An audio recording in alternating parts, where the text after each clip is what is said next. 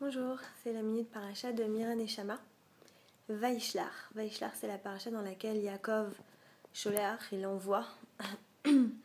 envoie des messagers pour son frère Esav parce qu'il se prépare à la rencontre / confrontation avec Esav. C'est le moment où Yaakov se retrouve seul devant le Yabok, devant la rivière qu'il doit franchir et qui se trouve à lutter toute la nuit avec un Ish, avec un homme. Et c'est le moment où Yaakov devient Israël. C'est une paracha très importante pour ça, une paracha vraiment initiatique, comme on les appelle. Et moi, je voulais me focaliser sur un pasouk qui est très très beau, qui est très puissant, dans lequel Yaakov parle à Hachem, il prie Hachem avant de traverser la rivière, au moment où il s'apprête à aller rencontrer son frère. Et il prie parce qu'il a peur. Et il dit « Katonti mikol ha-chasadim ou mikol ha-emet, she'asita et avdecha » Je me suis fait tout petit, katanti, katan c'est petit, mikol ha-chasadim, de toute la générosité, la chesed, ou mikol ha-emet, et de toute la vérité que tu as fait chez Asita et Avdecha à ton serviteur. Et il y a des commentaires sur cette paracha qui interprètent cette notion de katanti comme la anava, comme l'humilité. Et j'entendais ce Shabbat le commentaire de quelqu'un qui disait... L'humilité, c'est pas seulement de se rabaisser, c'est bien d'être humble, mais quand même il faut aussi avoir une bonne estime de soi, etc. Alors c'est pour ça que je voulais faire un petit commentaire là-dessus cette semaine, parce que je crois qu'on a tendance très souvent à mésinterpréter la notion d'humilité. On croit que l'humilité c'est se rabaisser, c'est ne pas avoir de fierté, ne pas avoir d'estime de soi, et il faut quand même être fier de soi, etc. Pas du tout. Il faut beaucoup de force et beaucoup d'estime de soi pour être humble. L'humilité, c'est pas douter de ses forces, ou c'est pas de croire qu'on n'a pas de force. C'est de connaître leur juste place.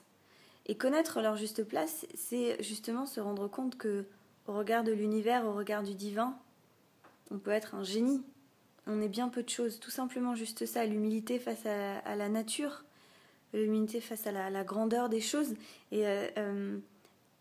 quand Yaakov dit à Hachem Katonti, moi je me suis fait tout petit, ça montre, ça justement, c'est que l'humilité, ça commence par la puissance, ça commence par le pouvoir sur soi, parce qu'il n'est pas en train de dire Katan, Ani, je suis petit devant toi, l'Ifne Hachem. Il n'est pas en train de dire je suis petit devant Hachem. Il dit je me suis fait petit, Katonti. Donc c'est lui qui se rend compte lui-même, parce qu'il a la capacité de mesurer qui il est et la chance qu'il a. Il fait cette espèce de témoignage-là de oh là là, je suis si petit, je me fais moi-même petit devant toute cette grandeur que j'ai reçue. Et c'est très beau ce qu'il dit. Mikol ha-chasadim, de toute cette générosité que j'ai reçue, mais aussi Mikol ha-emet. Il a reçu de la bonté, de la générosité, c'est-à-dire des choses matérielles, et aussi des leçons de vie, de la vérité. Je trouve ça très beau de dire je me fais tellement petit devant toute cette vérité que j'ai reçue de toi, Dieu, de la vie. Et... cet hommage-là qu'il fait à Dieu, ça me fait penser souvent, on le voit dans les discours des Oscars, des Césars, des Molières, etc. Moi, parfois, je les regarde juste pour m'inspirer. Parce que si vous remarquez, les gens qui reçoivent des récompenses, leurs discours, c'est des discours d'humilité souvent. C'est-à-dire que c'est des discours dans lesquels ils disent souvent, mais ils remercient telle et telle personne, toutes les personnes qui ont été autour d'eux, et ils disent souvent, sans ces personnes-là, je ne serais pas là où j'en suis aujourd'hui, etc. C'est leur façon à eux de dire Katonti, et c'est très beau de voir quelqu'un au fait de sa victoire, au moment où il célèbre sa victoire, et il la savoure, sa victoire, il sait qu'il l'a méritée. Il le sait, il est fier, il a raison, et en même temps, cette personne-là, elle dit, mais waouh, c'est grâce à vous, c'est vous, et moi je suis si petit et j'ai tellement de chance, etc. Et je trouve ça très très haut. Ça va avec la gratitude, on le voit souvent d'ailleurs, les vrais vainqueurs, c'est ceux qui ont l'humilité de montrer leur gratitude et de dire Katonti.